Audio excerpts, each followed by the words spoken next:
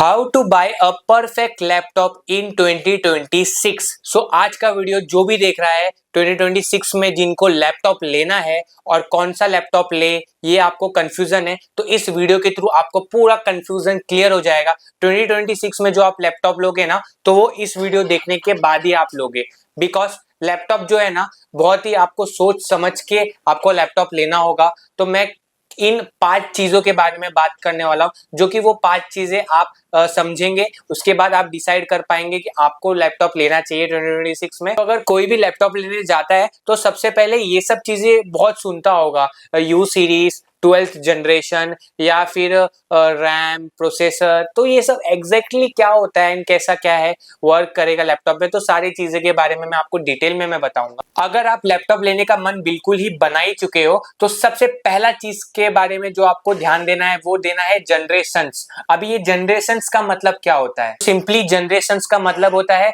Laptop कितना नया है, लैपटॉप कितना पुराना है, उसके बारे में हम डिफाइन करते हैं जनरेशंस के थ्रू, जो कि हमारा बेसिकली इंटेल में होता है और राइजन में भी जनरेशंस होता है, इंटेल में भी होता है।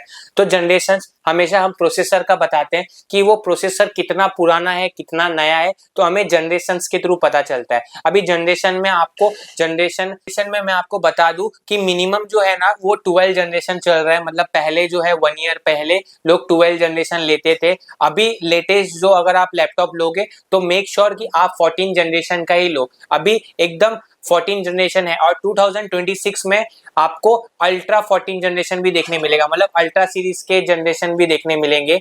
और अभी 14 जनरेशन एक बेसिक सही रहता है 14 जनरेशन, ठीक है। और 12 13 तो मैं प्रीफर नहीं करूंगा 2026 में। आप अगर जनरेशन देख रहे हो तो सबसे लेटेस्ट जनरेशन अभी 14 जनरेशन ही चल रहा है। चाहे आप इंटेल i5 14 जनरेशन लो या फिर इंटेल i3 14 जनरेशन लो, लेकिन उसके पीछे आपको 14 जनरेशन मेक श्योर करना कि लगा रहना चाहिए। तो मैं आपको छोटा सा एग्जांपल के थ्रू समझाता हूं। जैसे कि इंटेल का i3 10th जनरेशन ये हो गया ओल्ड, ठीक है, ये हो गया ओल्ड हमारा। अभी इसी में इंटेल का i3 14 जनरेशन या फिर 13 जनरेशन भी कह लो, ये हो गया न्यू। तो ये हो गया ओल्ड और न्यू का डिफरेंस। और यही चीजें AMD राइजन में भी रहती है। तो AMD राइजन में ऐसा होगा, AMD राइजन 5000 सीरीज ये हो गया ओल्ड और AMD Ryzen 7000 series and 8000 series ये हो गया न्यू। तो इसका डिफरेंस इधर हो गया। तो चलो अभी हम सेकेंड चीज के बारे में बात करते हैं, जो कि काफी जन का कंफ्यूजन रहता है, वो है सीरीज के ऊपर।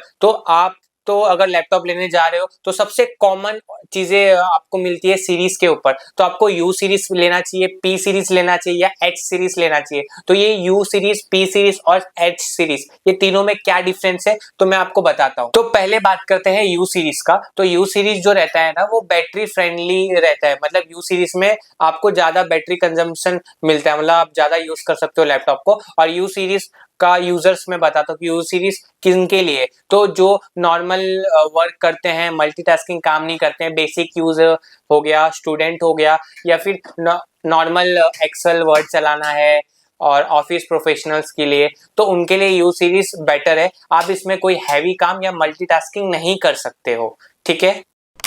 अब बात करते हैं पी सीरीज, जिनको हम बैलेंस परफॉर्मेंस भी बोलते हैं। ये जो पी सीरीज है ना वो रहेगा बेस्ट फॉर के लिए जो लाइट एडिटिंग करते हैं और मल्टीटास्किंग काम करते हैं। तो जो मल्टीटास्किंग भी काम करते हैं और उनको लाइट एडिटिंग करना है लाइट सॉफ्टवेयर में, जैसे वीडियो पेड एडिटर हो गया, फिल्मोरा हो गया, ये सब सॉफ्टवेयर में अगर आप एडिटिंग कर रहे हो तो ये पी सीरीज वाला जो है ना उसमें चल जाएगा, ठीक है। और गेमिंग में भी है वैलोरेंट, GTA वाई सिटी, तो ये सब तो हैवी गेमिंग हो गए, तो थोड़ा सा उसमें लैग देखने मिलेगा, चल जाएगा आपका नो डाउट, लेकिन थोड़ा सा कभी ना कभी ये लैग होगा। तो ये हो गया हमारा पी सीरीज की बात।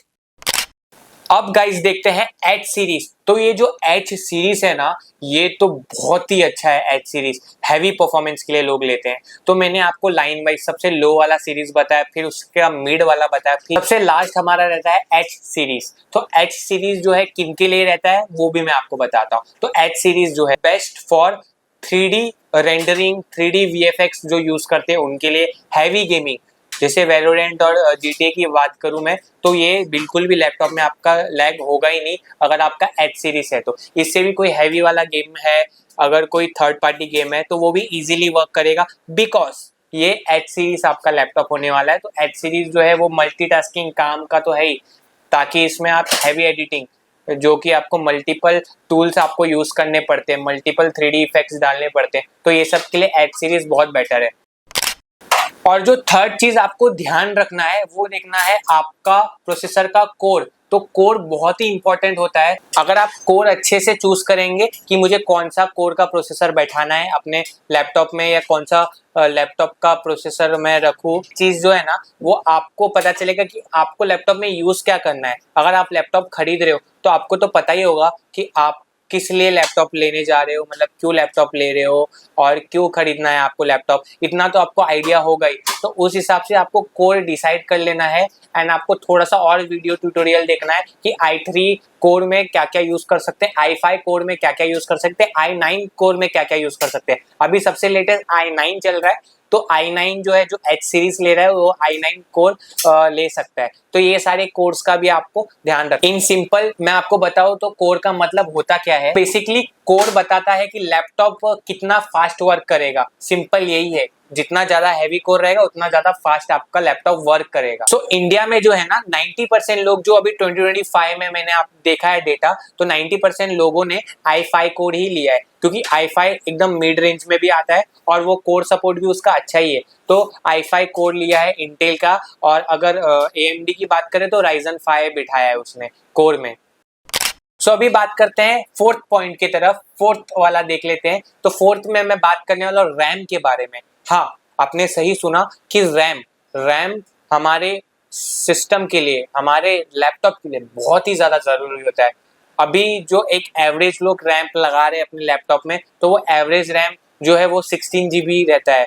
ठीक है, 16 GB RAM is a average, मतलब 16 GB रैम में आप लाइट वेट एडिटिंग मल्टीटास्किंग कर सकते हो। तो 16 GB रैम ही मैं प्रीफर करूंगा। आप जो भी 2026 में लैपटॉप ले, कोई भी सीरीज का ले, कोई भी कोर ले, बट 16 GB रैम तो आप लगा ही लो। और अगर 16 GB रैम के साथ आपको एक्सटेंडेबल रैम मिल जाए कि आप जो है वो 16 GB रैम को 32 GB बना दो, तो वो आपके लिए और बेटर हो जाएगा। चलो मैं आपको रैम का एक सिंपल भाषा में आपको मैं समझाता हूँ कि रैम होता क्या है।